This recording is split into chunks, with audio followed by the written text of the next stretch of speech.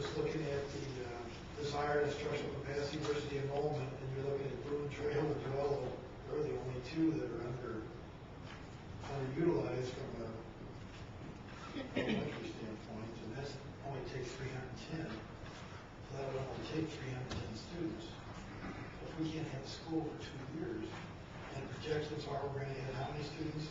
800 or 400? 400 in year one, and then how much? 600. 644. It's not a full school every year, Joe, but it's close to it. Yep. So we're trying to delay it 2 years to try and, it makes it difficult.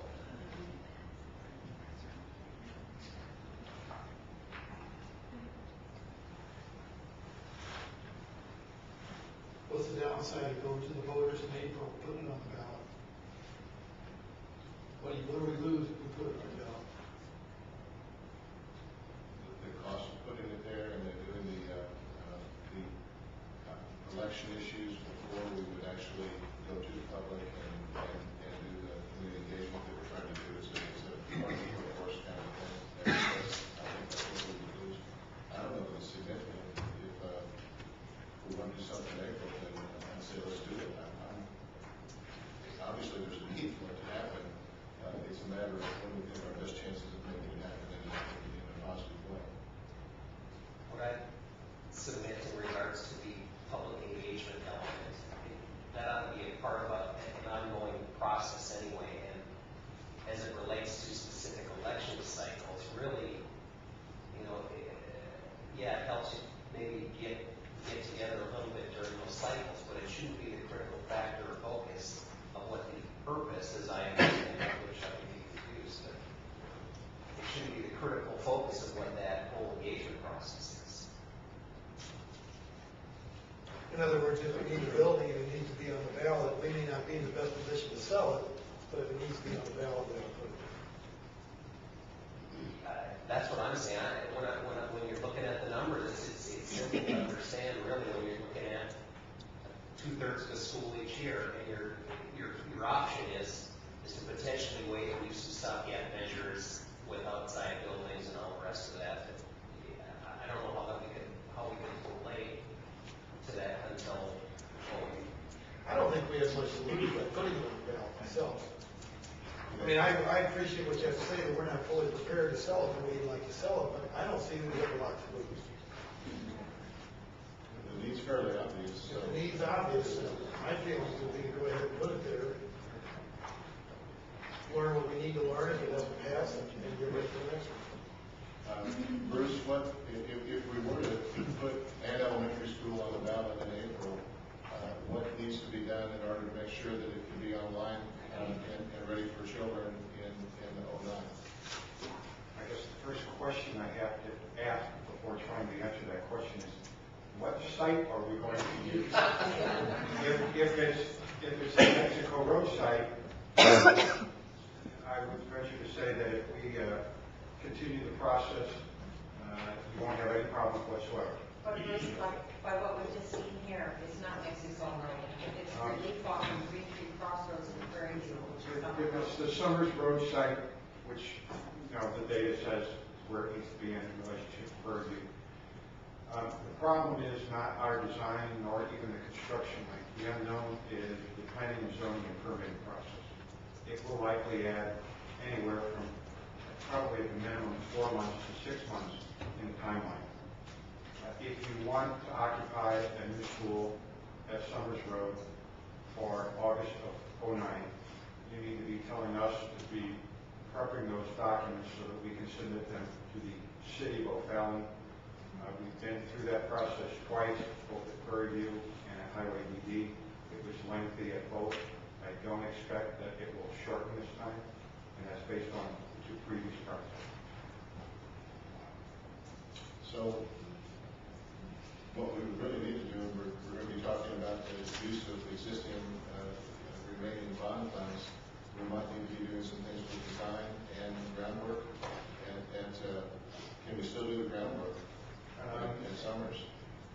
At this stage of the calendar, I'm not sure that there would be an advantage, but I really need to sit and look at whether or not we want to sort of site package, grade package like we did in Mexico out separately. The problem is that when you submit to them two different separate packages, they have a tendency to want to drag the first one until the second one comes around because they know it's coming. It might be more beneficial to submit it all at once. If we were in a position that we got an approval on a site grading package, and the dollars that you had available left over from the past bond issue unspent, we could issue a bid package for the grading, but I might be inclined to want to recommend to put the whole package together. I really want to run that by and sit down with a couple of administrators there within the city to see what their thoughts were, because ours is strictly speculation on what they would do with that. At a minimum, though, if you approve the entire package, design, civil engineering, surveying, geotechnical work, et cetera, we prepare the documents, submit them through the normal process and procedures so that we are in a position to pursue the permitting and then try to secure the permits immediately after or immediately before an April date, so that you would then take bids for that project as soon as possible after the April date, which is exactly what we tried to do on Duello and Frontier and Prairie View, because in each case we were doing documents ahead of time, waiting for the funding for April, trying to get the permits, and then shoot for that following year plus occupancy of August, in this case 09. That's the best scenario that I could probably recommend. And we had some other thoughts with respect to elections, and the thought was that we asked the public every April to do something for us by way of proving that we could very well wear out our voters. The thought was that we might be ahead if we got on an every other year cycle. If we were to ask for one elementary school in April, which it sounds as though we might do, we have other needs that are there. One would be an addition at Timberland is needed probably every bit as much as the addition of an additional elementary school. If we don't do it in April, would we do it in November? And if we do it in April and November, the thought of trying to make it every other year so that we're not wearing our voters out, continually coming back to them and saying, we need you to do this for us, then we'd be asking them to do it in April and then ask them to do something again in November.